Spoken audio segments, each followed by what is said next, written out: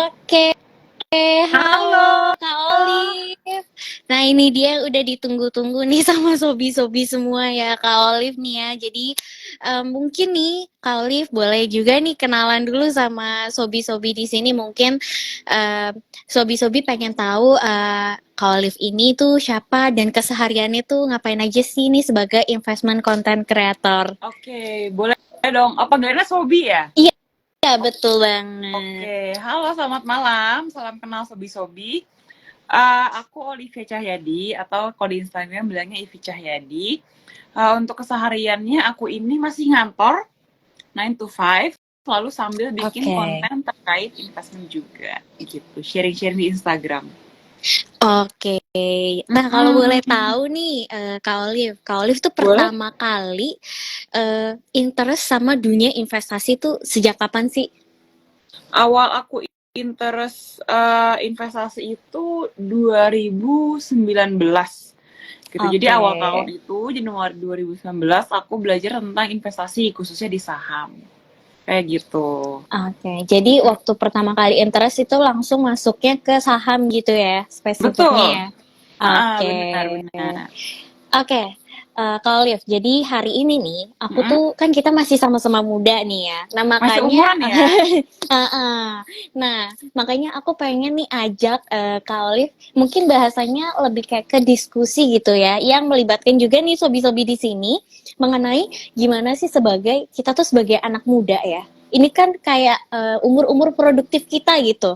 Nah, Betul. kita tuh mau memanfaatkan momen-momen ini tuh untuk mulai kenal dan aktif dalam berinvestasi. Nah, makanya aku mau ajak Kak Olive untuk bahas ini nih. Nah, kalau kita lihat nih ya Kak Olive, kita nih sebagai anak muda memang nggak bisa dipungkiri tuh apa-apa maunya instan gitu. Kak Olive ngerasa gitu juga nggak sih? Benar-benar. Benar.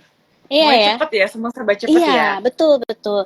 Nah, menurut Kak Olive nih, apakah nih kita yang apa ya, maunya serba cepat ini juga sebenarnya pengaruh sih ke keinginan kita untuk berinvestasi dan pengambilan keputusan kita untuk berinvestasi nih. Mm-mm.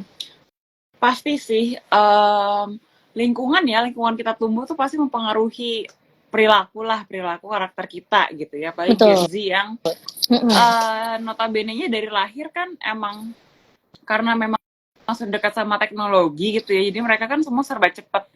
Nah itu jadi mau nggak mau ya pasti akan ke bawah sampai mereka dewasa gitu. Jadi Iya. mungkin mereka maunya cenderung pengen yang lebih instan lah. Kalau generasi sebelumnya kan Oke. mereka Mm-mm. menjalani proses ya gitu ya. Jadi Mm-mm. mereka Mm-mm. ngerti nih step-stepnya apa seperti apa. Kalau Gen Z mungkin memang gara-gara dari lingkungannya seperti itu, lingkungan tumbuhnya jadi dia maunya cepat-cepat nih, semuanya mau instan gitu. Oke. Jadi mungkin kalau misalnya nih aku melihat POV-nya adalah masih ada anggapan kalau investasi tuh nggak instan gitu kali ya returnnya ya. Makanya mereka jadi maju mundur gitu. Menurut Cholif gimana tuh? Hmm, kalau investasi sih emang nggak instan gitu, emang butuh proses gitu ya. Walaupun ya itu kayak yang tadi aku bilang, anak-anak zaman sekarang pengennya semua serba cepat Betul. gitu kan. Maksudnya kalau beli saham pun, let's say beli pagi, siang tuh udah pengen cuan istilahnya gitu kan. Iya. Mereka tuh nggak bisa di bawah tuh sideways dulu, pelan-pelan dulu, itu tuh nggak bisa, mau yang cepet gitu ya. Mm-mm. Tapi akibatnya banyak yang kecelek lah gitu, karena kalau saham itu kan high risk high return gitu ya, dan Betul. Betul. belum tentu mereka tuh sebenarnya kapasitasnya tuh ada di situ untuk Oke. menerima volatilitasnya, menerima naik Mm-mm. turunnya gitu. Jadi mereka istilah pengen returnnya cepet tapi risknya nggak mau yang gede gitu. Nah itu kan nggak sesuai sama prinsip investasi gitu kan, dimana kalau ada high return ya itu sama dengan high risk seperti itu. Betul. Oke.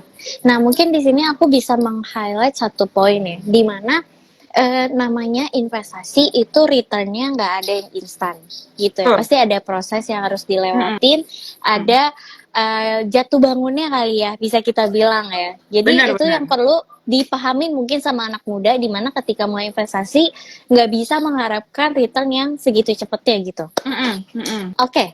Nah, ini sebenarnya agak berhubungan sih, Ci, sama pertanyaan aku yang kedua nih ya, Kak. Oke. Jadi yang kedua itu adalah gini, kalau kita ngeliat nih ya, tahun-tahun kita throwback sedikit deh ke tahun-tahun 2020, 2021, itu kan lagi melejitnya investor yang umur-umur muda gitu ya, Iya, lagi semangat-semangatnya yang investasi. corona ya. Betul banget nih, karena waktu itu katanya sahamnya lagi pada murah, jadi orang kayak, menarik banget nih gitu kan. Nah, tapi kalau kita lihat ke sini-sini mungkin kayak semangatnya tuh agak menurun gitu ya. Apa ini benar terjadi menurut Kak Olive sendiri ya ngelihatnya nih?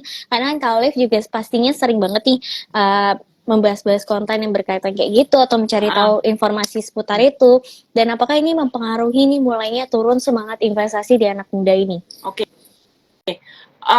Terkait angkatan corona gitu ya, yang kemarin pas 2020 tuh booming banget, saham ramai banget gitu. Makanya banyak investor baru itu 2020, 2021 gitu. Nah, sekarang kenapa pada turun gitu ya? Pertama mungkin yang bisa aku bilang karena fondasinya pada nggak kuat. Oke. Gitu. Jadi mereka benar-benar join saham itu cuman karena ya ikut-ikutan tren, ikut-ikutan temen gitu ya. Terus coba cari istilahnya cari duit lah di tempat lain gitu, karena kan mungkin banyak yang kena layoff juga kan gitu, pasti mereka muter otak lah gitu ya. Pasti akan muter otak gimana nih caranya biar dapat income untuk bulanan gitu ya, untuk kebutuhan, bisa seperti itu. Nah tapi kan sebenarnya aku nggak nyalahin juga sih, cuman kurang tepat aja gitu, karena untuk berinvestasi itu butuh pengetahuan juga.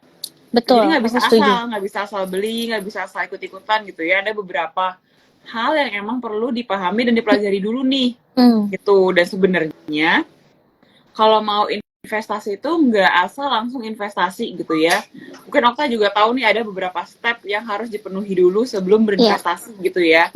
Jadi biar fondasinya lebih kuat lah, gitu. Betul. Nah, kenapa makin kesini makin dikit sih gitu ya, bisa aku bilang seleksi alam. Gitu ya, seleksi alam gitu. Jadi memang bakal kesaring nih ke filter mana yang beneran istilahnya kuat lah buat di pasar saham, mana yang enggak. Gitu. Biasanya sih susahnya itu perjuangannya 3 sampai 4-5 tahun pertama lah kayak gitu. Jadi memang ya seleksi alam sendirilah, kan ada ya nanti aduh udah long segini nggak kuat cabut, ada yang udah tahan berapa lama gitu, mungkin ada yang cuman beberapa bulan, mungkin ada yang setahun lebih gitu ya, tapi cabut ya mungkin karena nggak tahan lossnya, nggak tahan fluktuasinya, seperti itu, macem-macem sih. Iya sih, betul-betul aku setuju banget. Karena balik lagi kayaknya lebih ke mindset ya, mindset yang terbentuknya tuh belum fondasi, bener. Mindset itu fondasi utamanya ya. Kalau mindsetnya tuh belum tepat, pasti ngejalaninnya juga lebih berat gitu ya. Yang tadi itu kayak mungkin dari segi pengetahuan belum benar-benar utuh, tapi udah main asal aja nih investasinya atau gimana, itu kan juga kayak sebenarnya merugikan diri sendiri. Mungkin yang seharusnya tidak terjadi malah terjadi ya karena mindsetnya itu belum baik gitu ya. Nah, ini ada yang ngomong nih tadi nih Kak Olive, investasi terbaik itu investasi otak dulu katanya. Bener ya? Iya, aku setuju betul. sih, terutama untuk teman-teman di sini mungkin yang satu angkatan sama kita ya, masih Gen Z gitu, masih minim di modal gitu ya, betul. masih minim modal. Nah, apakah nggak usah investasi gitu ya? Aku sebenarnya nggak bisa bilang gitu juga sih, tapi baiknya adalah invest ke diri kamu dulu gitu, naikin value kamu. Betul. Kayak gitu. Investasi itu kan nggak harus tentang saham, paper aset, reksadana seperti itu ya. Tapi ke diri kita, leher ke atas itu juga investasi gitu ya, investasi.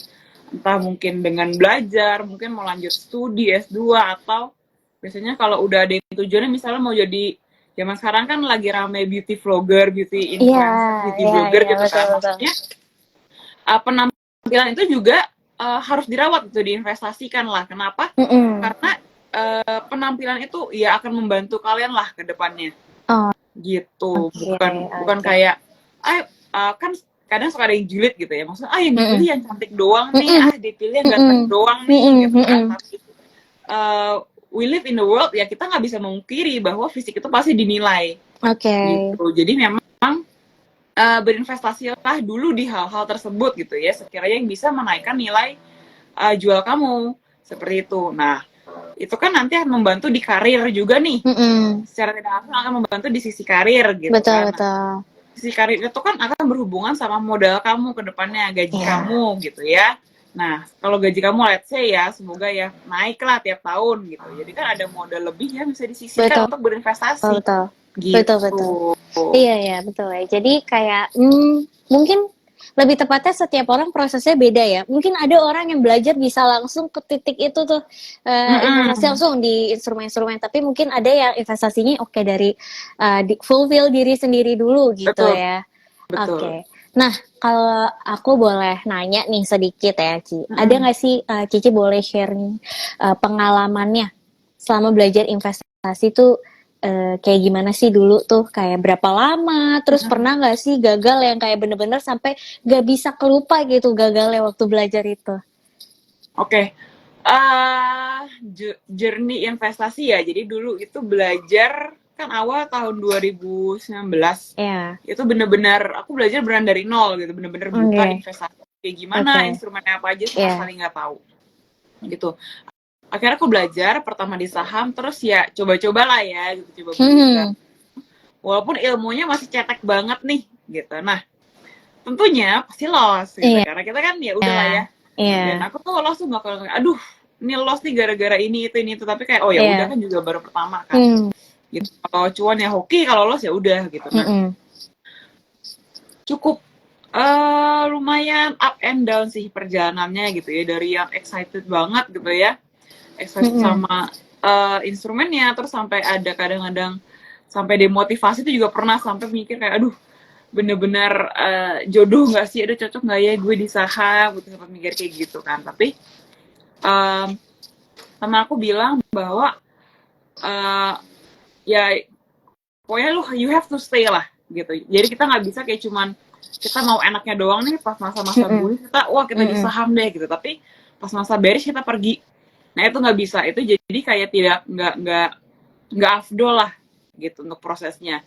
Kan kita masa yang cuma mau enaknya, justru kita iya, ditempa gitu kan, kita belajar banyak tuh malah pas masa-masa berishnya nih mm-mm, gitu, pas turun-turunnya pasar saham itu seperti apa kita pelajarin di situ. Jadi sudah banyak up and down, kadang aduh sampai kepikiran, sampai demotivasi, itu juga pernah sih sampai curhat sama temen gitu ya. Pokoknya udah banyak deh, ada macem-macem gitu ya. hmm, Tapi ya sekarang jalan tahun kelima sih ya, oke, masih jalan tahun kelima, jadi masih bisa dibilang baru, dan masih banyak belajar juga sih gitu. Jadi ah, emang never stop learning sih kalau kehidupan ya, basically never stop learning betul, lah betul, oke. kayak gitu. Oke. Oh, jadi di sini sebenarnya yang bisa di-highlight juga adalah perjalanan belajar itu enggak yang kayak lurus saja Oh naik gitu enggak, tiba-tiba cuan, oh cuan, sangat up cuan, cuan and terus gitu down ya. parah. Nah, ini yang mungkin paling ditakutin sama anak muda adalah kayak nggak siap nih aku untuk ruginya, Iya. nggak siap nih ngadepin mungkin kalau kita juga nggak bisa bohong kalau misalnya marketnya lagi jelek itu sangat demotivasi banget ya. Kayak Betul. aduh jadi males nih kayak udahlah nggak usah lah main kayak gini apalagi kalau misalnya udah keburu loss dulu itu kan pasti Mm-mm. agak nyelekit gitu ya. Nah kalau Iya. misalnya pengalamannya dari Kak Olive sendiri nih waktu lagi ngerasa demotivasi atau lagi padam semangatnya untuk investasi apa sih yang Kak Olive selalu tanamin ke diri gitu, apalagi kan ya kalau misalnya menurut aku ini salah satu yang penting kenapa karena kan kita masih sama-sama anak muda jadi kayak Mm-mm. kurang lebih sama lah motivasi kita investasi untuk masa depan dan juga yang lain-lainnya. Nah gimana nih Kak Olive? Apa yang aku lakuin pas lagi demotivasi gitu ya? Betul. Um, Kalau lagi bener-bener suntuk banget gitu ya sama pasar saham ya, aku tuh bisa nggak ngecek market sama sekali. Oke. Bener-bener jadi memang aku ya udah aku sibuk mungkin kerja atau misalnya Mm-mm. mau jalanin hobi aku, mau olahraga gitu. Jadi bener-bener nggak ngecek gitu, yang penting biar badan aku ke refresh dulu. Mm-mm. Juga aku ngobrol sama temen, entah ketemu, entah ya diskusi saham-saham dikit gitu ya, walaupun dalam kondisi demot, tapi seenggaknya biar ada apa ya, circle tuh membantu juga sih. di mata aku. Jadi Benar-benar. emang butuh teman juga sih dalam berinvestasi saham gitu. Jadi mungkin misalnya aku curhatnya dulu lagi demotivasi nih, kira-kira gimana ya gitu. Nanti dia ada saran apa, kita dengerin aja. Kalau nggak ya cuma sekedar hangout, jalan, makan. Itu sih kalau lagi bener-bener suntuk banget, udah aku bener-bener nggak ngecek gitu. Nanti Oke. setelah sekiranya udah mendingan, nah udah pelan-pelan deh balik kita cek-cek lagi ada ketinggalan apa kayak gitu sih. Jadi biar nggak usah dipaksain ya, bisa aku bilang itu. Maksudnya nggak, kalau emang lagi males istilahnya, kalau emang lagi demot, lagi suntuk, marketnya lagi nggak enak, atau misalnya habis loss besar gitu ya, take a break dulu nggak apa-apa gitu. Di mata aku take a break dulu nggak apa-apa gitu. Oke. Menarik nih, karena menurut aku ya, kadang mindset-nya orang itu juga masih gini loh, Kak. Kalau sekali investasi tiap hari harus digeber terus, pantengin market, iya, itu yang kadang mungkin jadi capek ya, karena energinya terbuang gitu, energi terbuang yang harusnya bisa kita maksimalkan mungkin untuk hari-hari ke depan gitu.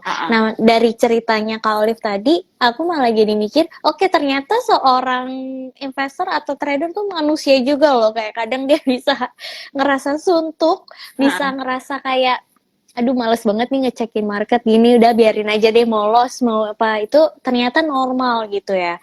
Jadi kayak iya, dan itu kayak nggak perlu ditakutin itu, dan nggak perlu dihindari, mungkin lebih ke acceptance ya. Nah, ada pertanyaan menarik juga nih Kak, mungkin bisa share juga nih, karena aku juga sendiri penasaran sih Kak Olive, kira ada nggak sih buku favoritnya Kak Olive ini tentang investasi yang mungkin lagi dibaca atau yang pernah dibaca dan Kak Olive mau rekomendasi buat kita, ada nggak nih? Oke, kalau buku ya. Nah, jujur aku itu orangnya bukan tipe yang suka baca buku.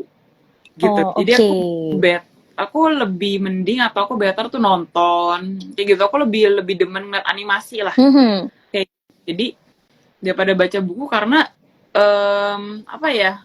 Ya mungkin ya itu kali cara orang beda-beda kali ya. Aku harus duduk lama bisa baca buku yang tebel-tebel gitu. Tapi aku lebih kalau baca itu lebih kayak let's say artikel pendek-pendek, kalau enggak koran gitu, yang lebih banyak, lebih beragam, dan aku tuh dibantu banget sama visual gitu. Jadi aku memang butuh ada gambar lah, aku butuh ada visual. Jadi kalau bener-bener textbook yang cuman hitam di atas putih, nah itu aku nggak jodoh aja gitu, nggak bisa aku yang kayak gitu. Jadi aku lebih sering tuh kayak googling gitu, baca artikel-artikel. Kalau enggak nonton YouTube Ray Dalio lah gitu ya. Kita udah tahu lah Ray Dalio itu ya, kita nonton YouTube situ, animasinya bagus soalnya, jadi nggak bosan lah gitu. Aku sih lebih prefer nonton, tapi balik lagi ya itu kan cara belajar orang beda-beda ya. Misalnya kalau orang demennya baca buku, ya silahkan gitu. Kalau aku demen visual, ya memang beda lah gitu. Jadi mungkin kalau aku tuh nonton tuh malah nggak demen gitu ya, jadi nggak usah dipaksain seperti itu. Jadi ada cara belajar lain ya, jadi kayak mungkin jangan kepengaruh juga ngelihat kayak yang itu cuan karena baca buku ini, yang itu cuan karena baca buku ini. Nggak juga ya, ternyata dari nonton pun nih, cari-cari informasi, visual, segala macem, itu juga sebenarnya bisa loh kita belajar gitu ya. Nggak harus mengikuti, kita harus menemukan cara belajar yang cocok untuk kita, instead of kita ngikutin cara belajar orang yang mungkin aja malah menyengsarakan kita gitu ya. Benar. Tadi kayak yang kata di kolom komen tuh, kata Janet, asik nonton lebih seru. Nah, aku tuh memang ya tipe gitu kalau yang ada kalau baca buku yang polos hitam di atas putih ngantuk gitu. Jadi benar-benar harus warna-warni, animasi gitu. Yang penting kan kita dapat sesuatu ya. Cara belajarnya mah terserah. Gitu. Benar. Kalau aku malah tipikalnya tuh kalau sebelum baca buku, aku suka dengerin dulu nih, orang kan biasa share ringkasannya kan. Kalau ada poin-poin yang menurut aku pengen nih cari tahu poin ini baru aku baca bukunya. Tapi kalau aku ngerasa dari ringkasannya aja aku mulai paham poin-poinnya apa, ya mungkin lebih milih untuk nonton sih. Jadi ya kombinasinya juga oke sih. Iya, ada gitu. Macem-macem sih. Betul. Gak usah dipaksain lah.